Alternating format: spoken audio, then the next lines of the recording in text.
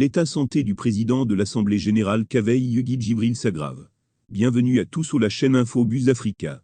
Si vous êtes nouveau sur la chaîne, je vous invite à vous abonner et à cliquer sur la cloche de notification pour encourager notre équipe qui vous fournit quotidiennement les meilleures informations et actualités. Surtout n'hésitez pas à laisser un commentaire en dessous de la vidéo. Kaveh, le président de l'Assemblée nationale s'est rendu dans son village natal depuis la semaine dernière. Son état de santé s'est aggravé. Il a reçu la visite de certains notables qui lui ont exprimé leur mécontentement suite à la suspension de la signature du SG de la chambre basse du Parlement, Gaston Komba.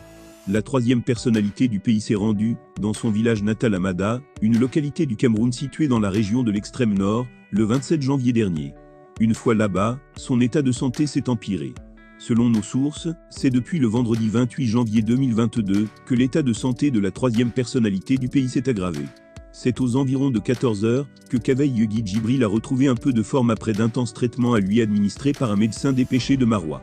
Une délégation de certains notables est arrivée à la chefferie. Kaveh Yeghid Djibril est également chef traditionnel pour lui exprimer leur mécontentement face à la suspension de Komba Gaston de ses fonctions du SG de l'Assemblée nationale. Il est à noter que Komba Gaston s'est fait de grandes amitiés à Mada en donnant beaucoup d'argent à ses notables, a-t-on révélé à Camerouneux.com. Chaque notable a pris la parole pour dire au président de l'Assemblée nationale que beaucoup de secrets du Parlement risquent de se retrouver dans la rue MMS. Il y a des poursuites judiciaires, ni lui ni son directeur de cabinet, et par ailleurs beau-fils, Boucar Abdourahim ne peuvent échapper à cela. Pour les notables qui étaient vraiment en colère, le directeur de cabinet a mis le Kaveh Yeghid dans de graves difficultés et problèmes parce que, dit-il, Kaveh est à son 5e secrétaire général parti dans de telles conditions. Après avoir écouté, suivi très attentivement les notables venus pour lui parler au sujet de la suspension de Komba Gaston, comme SG de l'Assemblée nationale, la troisième personnalité du pays, après un long silence, lève la tête, ouvre les yeux, et leur parle d'abord en leur patois, puis il finit en s'adressant à eux en français en leur disant « Après l'affrontement entre la troisième personnalité du pays et les notables au sujet de Komba Gaston, l'autorité a piqué une vive colère, et s'est fâchée d'une manière incroyable. » Répliquant à ce que ces notables lui ont dit que la suspension de Komba Gaston va lui apporter beaucoup plus de problèmes que des solutions, le PAN leur répond en leur disant « Mais de quoi vous mêlez-vous? Même si mon directeur de cabinet a signé le document de suspension de Komba Gaston, où est le problème? Pourquoi Biya qui donne tous les pleins pouvoirs à Ngongo, cela ne pose pas problème? N'est-ce pas que Ngongo donne même des instructions au Premier ministre du Hongut, et cela n'émeut personne? Ngongo gère le pays, détourne des milliards de la CAN et de la COVID-19, avec la complicité de la régente. Cela dérange qui?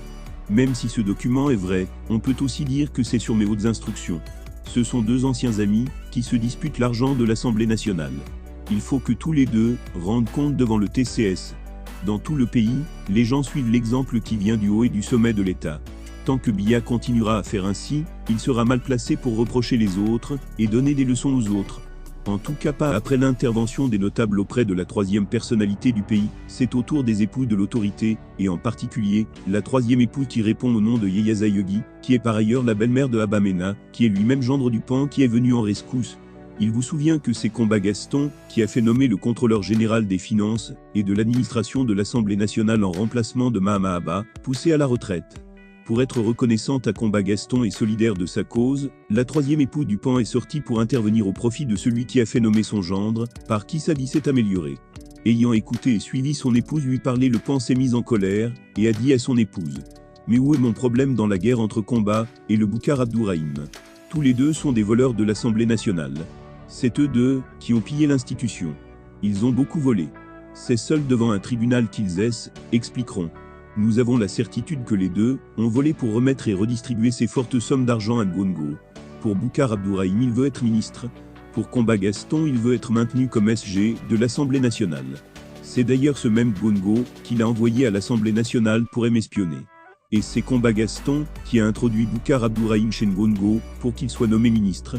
Donc tout l'argent que les deux ont pillé à l'Assemblée nationale ont atterri chez Ngongo. Il faut même que les deux répondent devant un tribunal. Donc ne me parlez plus de Komba Gaston. Il n'y a aucune différence entre les deux et même leur chef bandit Ngongo. Après tout ça, la troisième épouse de la troisième personnalité du pays est levée et est retirée tout en pleurant, puis a rejoint sa chambre. Là, nous sommes au terme de la vidéo. Surtout n'oubliez pas de vous abonner et de cliquer sur la cloche de notification pour recevoir le top des informations et actualités au Cameroun.